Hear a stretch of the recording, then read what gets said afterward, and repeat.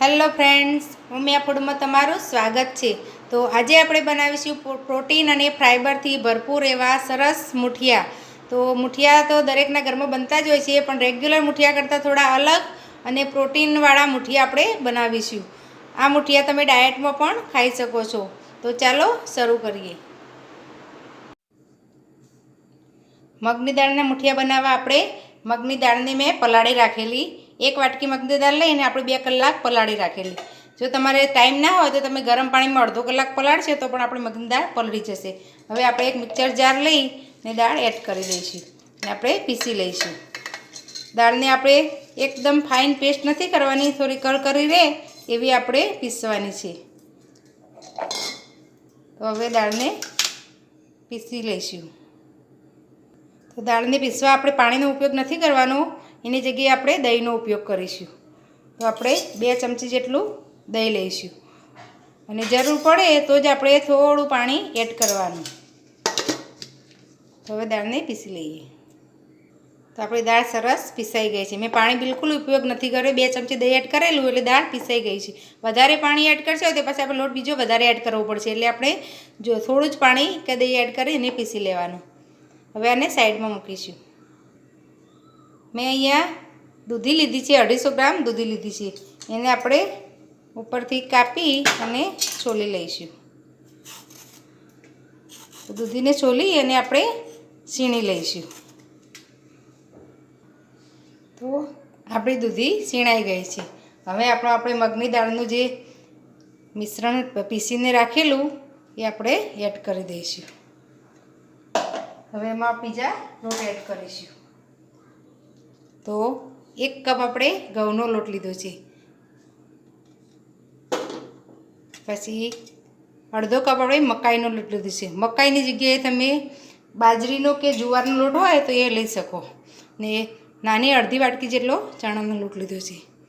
લોટ તમે વધઘટ કરી શકો, પણ મકાઈનો ના હોય તો જુવારનો કે બાજરીનો લોટ એડ કરશો તો પણ સરસ લાગશે। હવે આપણે બીજા મસાલા કરીશું। તો લસણ લીધું છે મેં, એની પેસ્ટ બનાવી છે, તો 1 મોટી ચમચી જેટલી લસણની પેસ્ટ એડ કરીશું।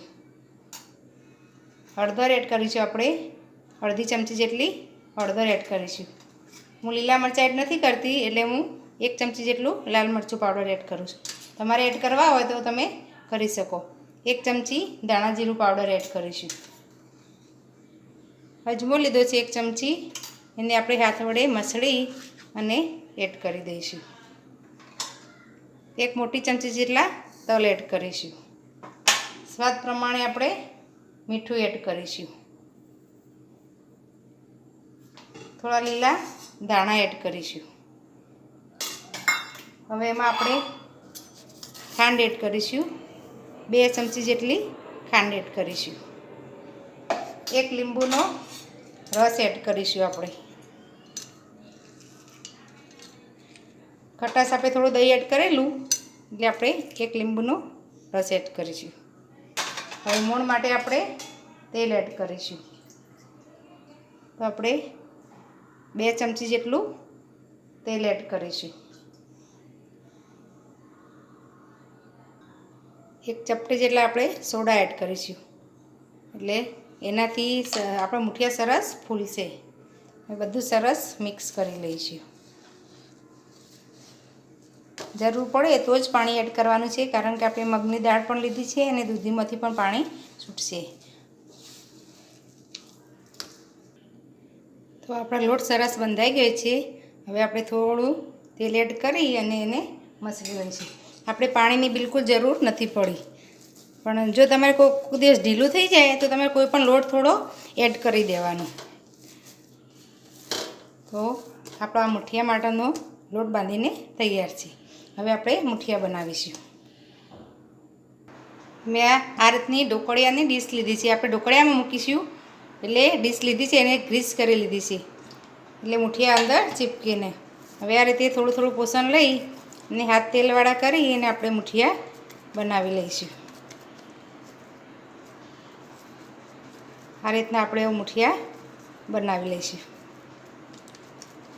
તમારે જે રીતના પતલા જાડા કરવા હોય એ રીતે તમે રાખી શકો। એ પ્લેટમાં મૂકી દઈશું. આ રીતે બધા મુઠિયા બનાવી લઈશું. તો મુઠિયા બની ગયા છે. હવે આપણે એને સ્ટીમ થવા મૂકી દઈશું. મેં સ્ટીમરને ગરમ કરવા મૂકી દીધું છે. હવે આ રીતે આપણે પ્લેટ અંદર મૂકી દઈશું.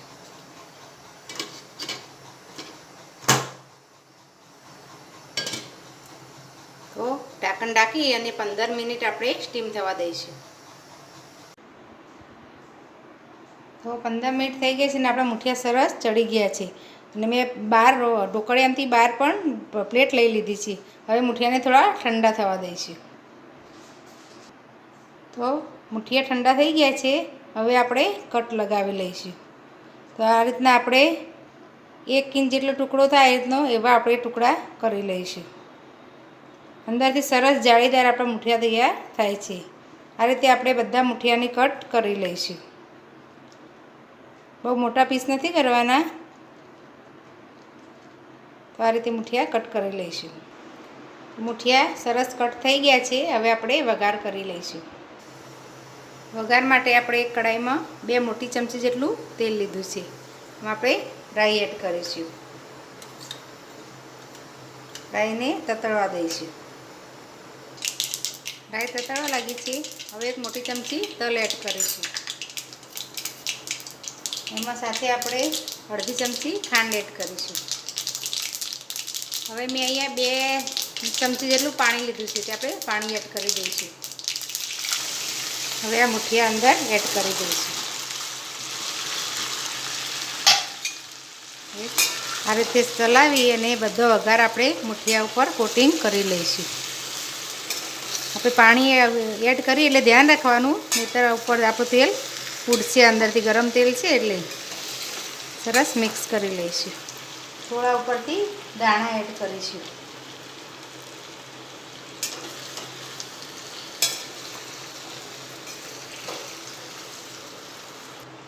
હવે ઢાંકણ ઢાંકી અને એકદમ સ્લો ગેસ પર આપણે 4 થી 5 મિનિટ થવા દઈશું મુઠિયાને. હવે આપણે એક વખત મિક્સ કરી લઈએ. આ રીતે આપણે હળવા હાથે મિક્સ કરી લઈએ. તો આપણા મુઠિયા સરસ સોફ્ટ થઈ ગયા છે. આપણે થોડું પાણી એડ કરેલું એટલે સરસ સોફ્ટ થઈ ગયા છે. હવે આપણે સર્વ કરીશું. તો તમે જોઈ શકો છો સરસ જાળીદાર એવા મુઠિયા તૈયાર થયા છે. અને આ મુઠિયા પ્રોટીનથી ભરપૂર હોય છે. આપણે મગની દાળના બનાવે છે એટલે. તો તૈયાર છે આપણા મગની દાળના મુઠિયા. જો તમને આ મારી રેસીપી ગમી હોય તો મારા વિડીયોને લાઇક, શેર અને મારી ચેનલને સબસ્ક્રાઈબ જરૂર કરજો. ફરી મળીશું આવા નવા વિડીયો સાથે. ધન્યવાદ.